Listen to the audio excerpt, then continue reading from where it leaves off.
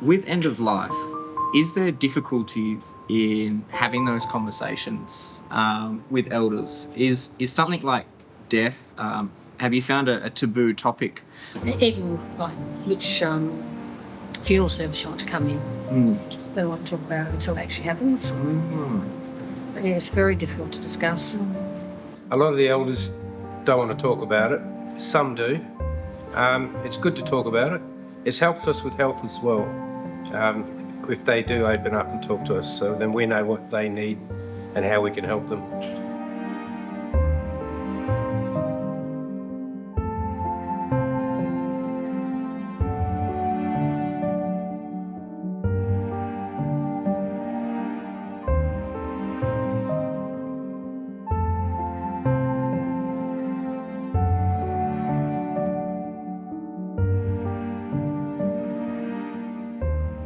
For Aboriginal people and elders, what do you think is some of the most important aspects of end of life planning, whether it be challenges or difficulties navigating or?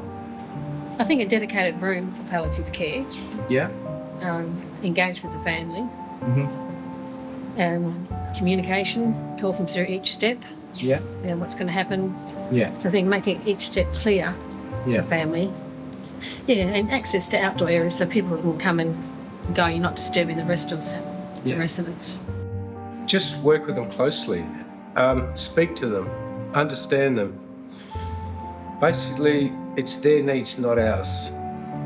We don't tell them what to do. We don't push them to do what we want them to do. We just work steady with them, and hopefully carers can work the same way.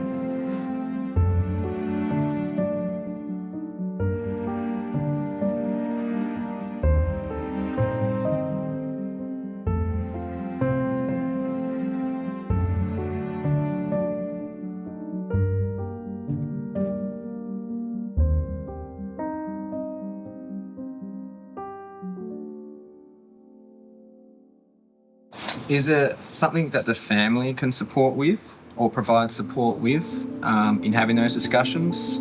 Or is it something that is just you leave it until the elder feels comfortable to be able to navigate?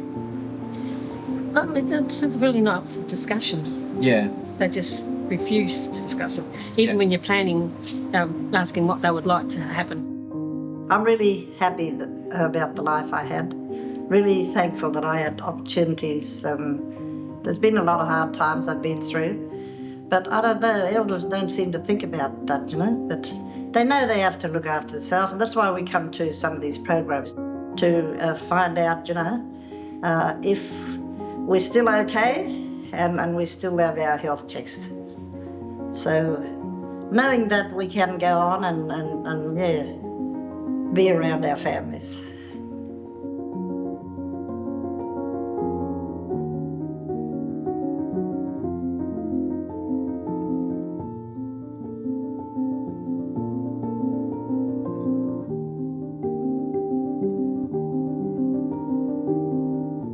You guys understanding having that relationship, is there a better way or in communicating, because I know the doctors will obviously do it from a medical point of view, but as an Aboriginal person working in aged care, do you think that the doctors could even have more training on how to talk about death and dying with the elders when talking about that planning? I think it needed to be just simple. Don't use big words, because most Aboriginal don't use medical terms. Yeah. Just use simple language to discuss it. For them it's sometimes a shame factor, like asking these other questions that the doctors, big terms, big speaking, they need it broken down for them to understand. They needed help to understand what the next steps were for a specialist clinic or specialist appointments. We need a lot more cultural awareness in hospitals. We have Aboriginal people coming from way up north. They've come down to Perth, they're out of their league, they're away from home, their lifestyle's so different. They feel so lost. The hospital staff, I find, dealing with hospital people, is they do have a job to do. Unfortunately, it's put into a number. We do have Aboriginal liaison officers there. They need to be put forward and do more than what the nurses actually do. I know country is massive when it comes to end of life, and the want and need to either be on country in their last few days or be buried on country. I know that Hall & Pryor has done quite well at taking elders back to country for their end of life planning and wishes. Could you just elaborate a bit more on that process? Well, it depends on which one it is. I think we've got about 35 people back to country. 35? Wow. 2 have been repatriated. They want to go back and be buried on country. And most native titles now have a funeral fund.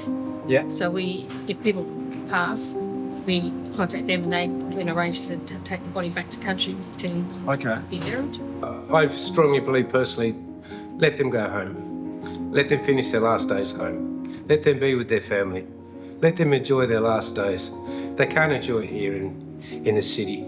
It's, I believe they should go back to country and then share their last knowledge with the younger generation so that they can carry it on.